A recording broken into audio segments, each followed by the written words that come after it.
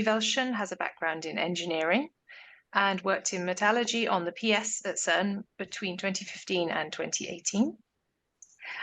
Romy's currently a consultant on nuclear materials at the Nuclear Research and Consulting Group, where she's coordinating characterization campaigns for commercial and research projects. On top of this, Romy is also an on-call communication expert for the emergency response team, which I'm sure is actually pretty cool. I'm very much looking forward to hearing what you have to say, Romy. So would you like to start your slides? Yeah, sure. One small correction though. I worked at CERN first in 2015 in the metallurgy group, and then I came back in 2017 working on the BS ralentisseur, which is a small dump. So it was in the engineering group, TCD at that time. But those are two separate projects.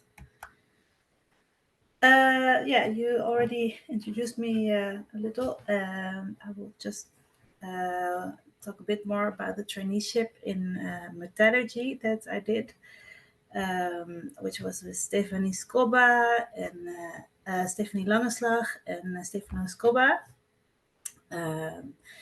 which was my first introduction to material science, actually.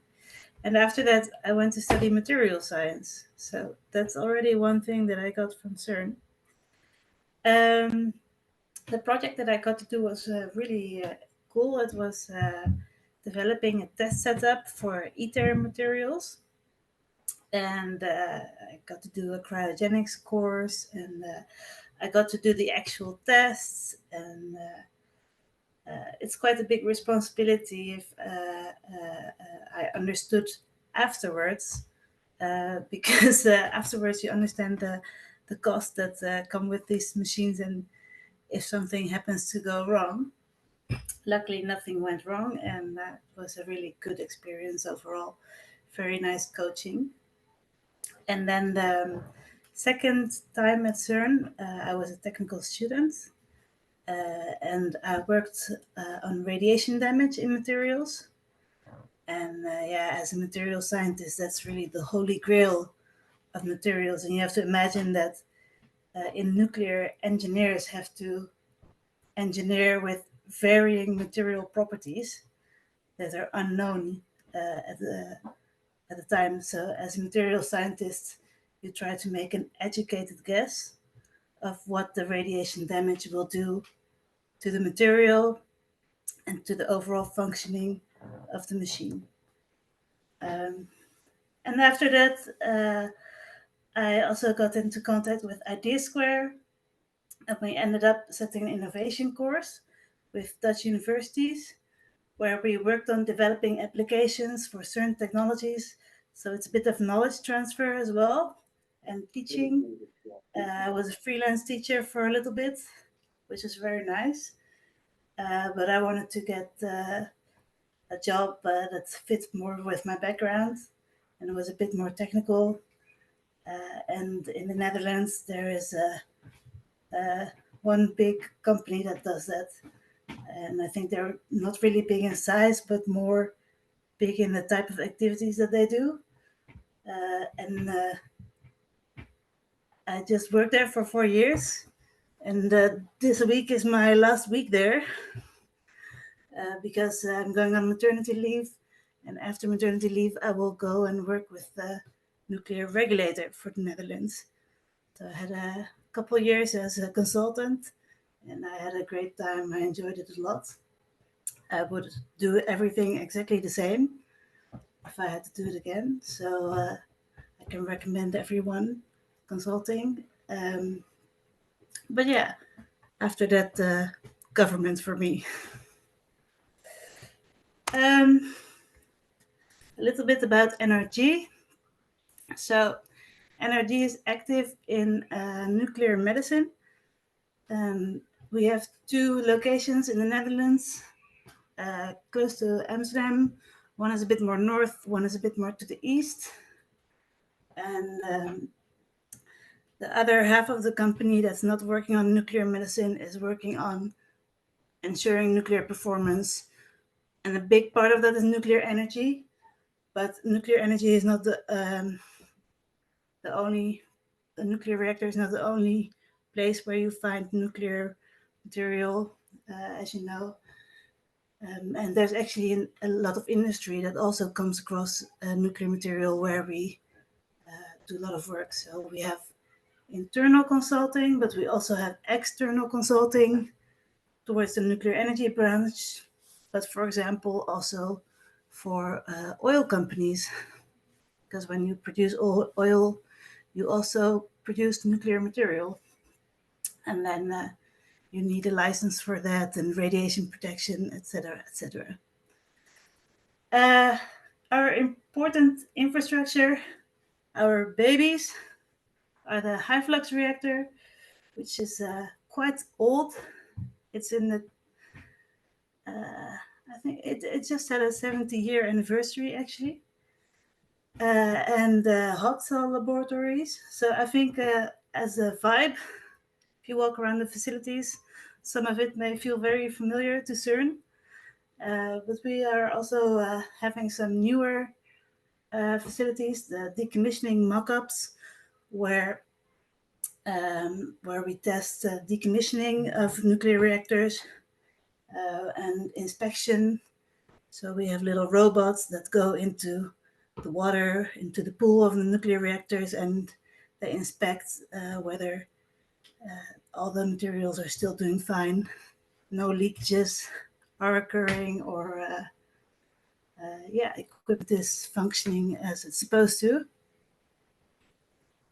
And then some numbers. Yeah, for the medical part, our company is manufacturing isotopes that is used by 30,000 patients each day. The company consists of 700 people, and we have 300 days where the reactor is on, and the other days are maintenance. And if you are in the engineering group, you know that maintenance days are the days where you're busy, busy, busy. A little more in detail. I mostly work on advanced reactors in materials. So that means if there's a company around the world that wants to develop a new type of reactor, in order to start building, they need to have a license. And in order to get a license, they need to prove that they can operate safely. And we do qualification of materials. So we irradiate them in our reactor in a small tube, test tube, where we recreate the reactor conditions of the customer. So in our reactor core, we have tubes that you could say are like small reactors. They're supposed to be as close to that as possible. And we are also very active in new build. We are building a new nuclear reactor on site at the moment. It's supposed to be operational in 2030. So building activities are really ongoing. It's happening. Ground is broken. It's very exciting. And the other activity, long-term operation, is where we support customers who already have an existing reactor and who are looking into the feasibility of prolonging the life of that reactor. One big achievement was, for example, 40 years of extra operational time for advanced gas reactors in the UK. And other customers are Sweden, Finland. So, yeah. Yeah, I got the message that I have to wrap up a little bit. So there are less details on this slide. It's because I don't work in the medical part. But as you can see, all the isotopes in orange are what we produce in our reactor. You may be a bit more familiar with the cyclotron isotopes from CERN. I think those orange reactors yeah, some of those reactors, those orange isotopes are very specific and can only be produced from reactions, from reactions happening in the reactor core. The work we do there is R&D, so we're also we have a lot of laboratories, and we're actually also building a new laboratory facility, which is very exciting. And then we're doing the irradiation. A big part of it is in molybdenum for the PET scan. You may be familiar with that. And then the processing, which is a quite special activity because besides the strict nuclear regulation, you also have to deal with GMP, which is the medical side of things, which adds another complication step. Yeah, and then I had a small picture of our reactor, current reactor, and that's it. Thank you very much, Romy, for that. It's very interesting to hear how passionate you are about your work.